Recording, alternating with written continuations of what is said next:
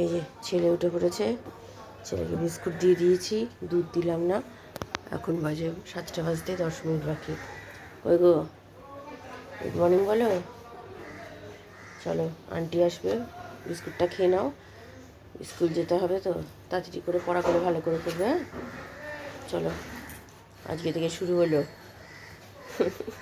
গরম পড়ে গেছে, কি ভালো।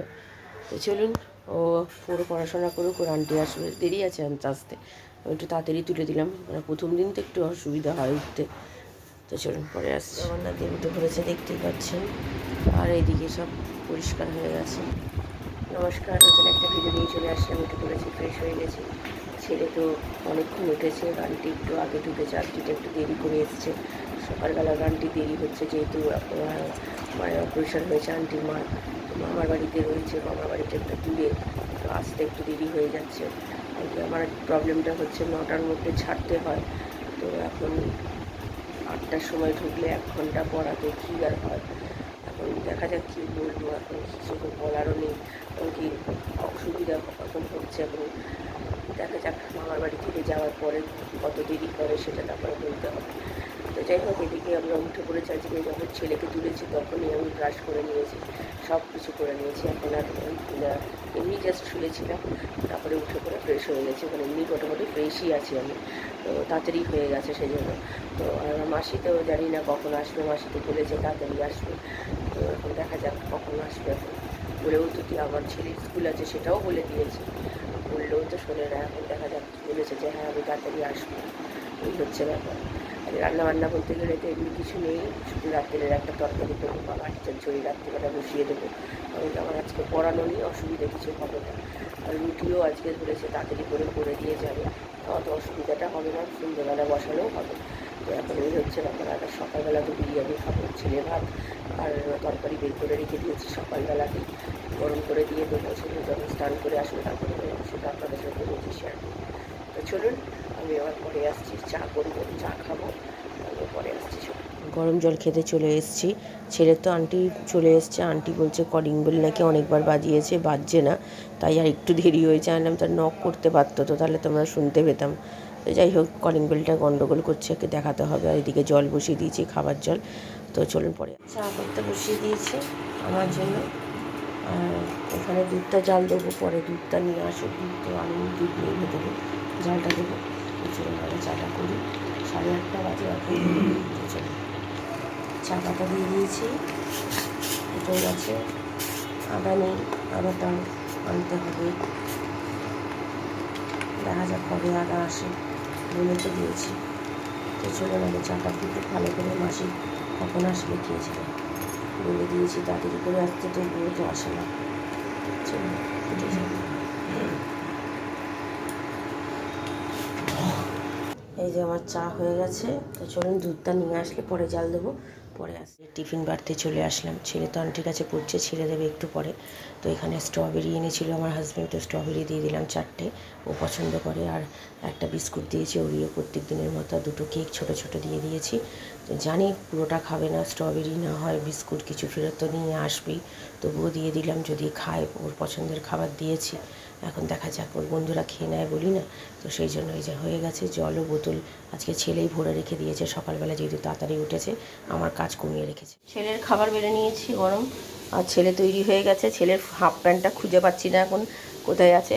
তো চলুন ছেলেকে খাইয়ে দিই, ওরা দেরি হয়ে গেছে। এখন বাজে কটা দেখেছেন, এখন বাজে 9:35 বেরিয়ে 40 বাজতে চললো। তো খাওয়া দাওয়া সেরে নিই, পরে আসছি, মানে ছেলেকে খাইয়ে দিই, পরে আসছি। চলুন, এই চোরটা বেরিয়ে যাচ্ছে স্কুলে যাওয়ার জন্য। ওর কাকু ফোন করেছিলাম আমরা, তো বললো একটু টাইম লাগবে, তো একটু বসে অপেক্ষা করে তারপরে বললাম চলে যাও, বেরিয়ে যাও, নাহলে আবার দেরি হয়ে যাবে। ওর কাকু তো ভেতরে ঢোকে না, জানেন, অনেকটা হেঁটে যেতে হয়, তো তার জন্য ওকে বের করে দিলাম। তো আকাশটা মেঘলা মেঘলা করেছে, তো জানি না বৃষ্টি হবে কি না। তো কালকেও এরকমই আকাশ ছিল, সারাদিন একটুখানি বৃষ্টি হলো, তারপরে তো আর বৃষ্টির কোনো মানে বংশটুকুও পেলাম না।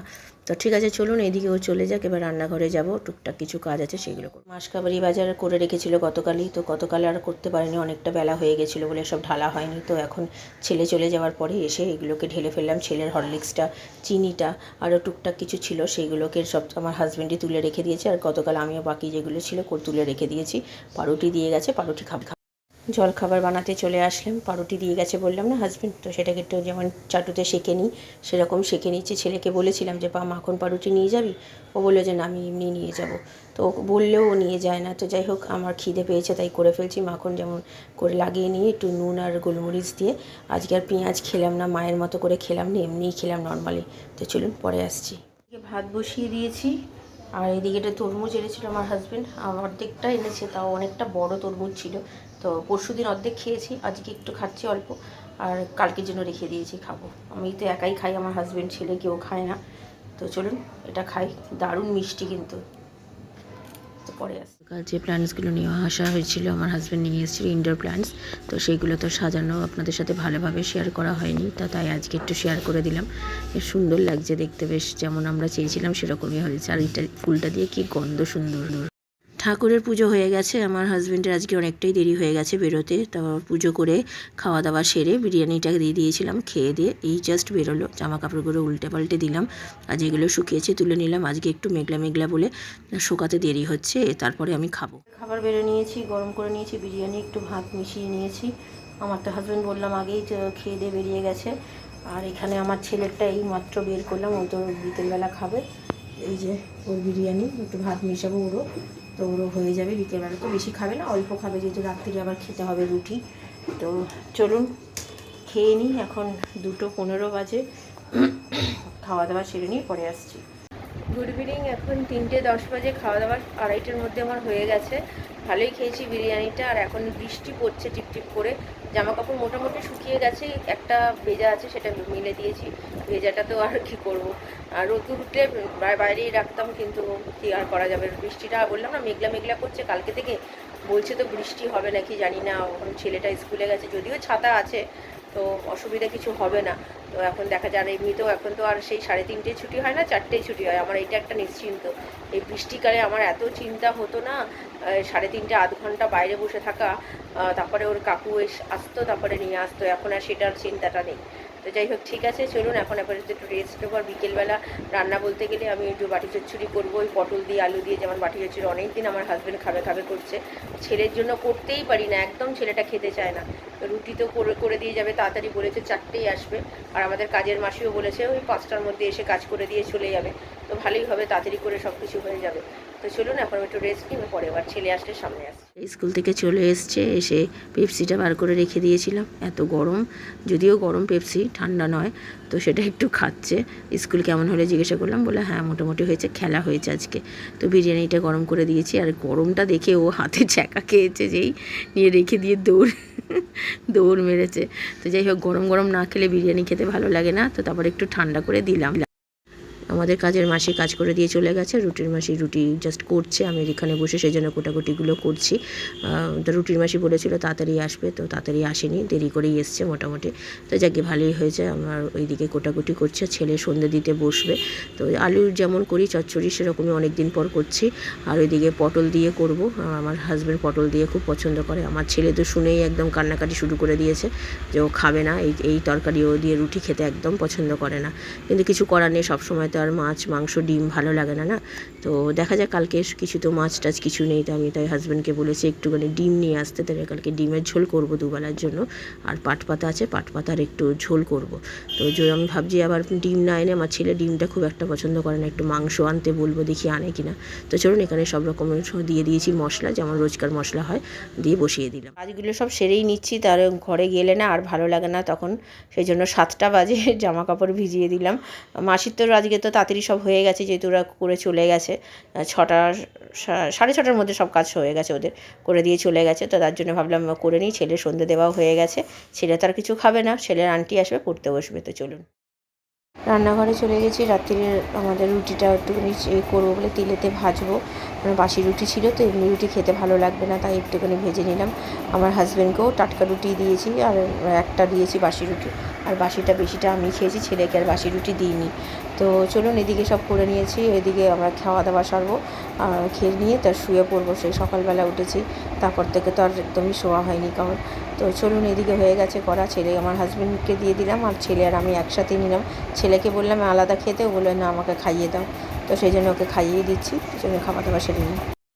খাওয়া দাওয়া মতো হয়ে গেছে অনেকক্ষণ, এখন বাজে 11টা 40। খুব ভালোই খেয়েছি। রাত্রিরে একটু পরোটার মতো করে রুটিটা ভেজে নিলাম। আর বাটি চচ্চড়িটা খুবই ভালো হয়েছে, কিন্তু একটু নুন কম হয়েছে। প্রত্যেকবার একটু বেশি হয়ে যায়, সেই জন্য একটু কম দিয়েছি। যখন চেকে দেখলাম তখন ঠিক লাগলো, কিন্তু খাওয়ার সময় আমার হাজব্যান্ডও বলছিল একটু কম হয়েছে।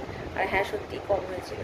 যাই হোক, মোটামুটি সব কাজ গোছানো হয়ে গেছে, জামা কাপড় ভেজানো, চাল ভেজানো, গ্যাস পরিষ্কারও সব করে নিয়েছি। ভিজিয়ে দিয়েছি চাল। মাংসটাও আমার হাজব্যান্ডকে বলেছিলাম আনতে। তো ডিম ভেবেছিলাম ডিম করবো প্রথমে, ডিমের ঝোল। তো আমার ছেলেটা ডিমটা খুব একটা পছন্দ করে না, তো তার জন্য আমি মাংসটা একটু ভালো মতো খেতে পারবো, তাই মাংস আনতে বলেছিলাম। রাত্রিরেই মাংস নিয়ে এসছে, আলু পেঁয়াজ সবই নিয়ে এসছে। সব ধুয়ে ধায়ে রেখে দিয়েছি। কালকে ছেলে স্কুল যাবে, স্কুলে যাওয়ার পরে মাংসটা রান্না করবো, দুবেলার জন্যই করে ফেলবো। তো ঠিক আছে, চলুন ভিডিওটা তাহলে আর বড় করছি না। ভালো লাগলে লাইক শেয়ার সাবস্ক্রাইব করবেন।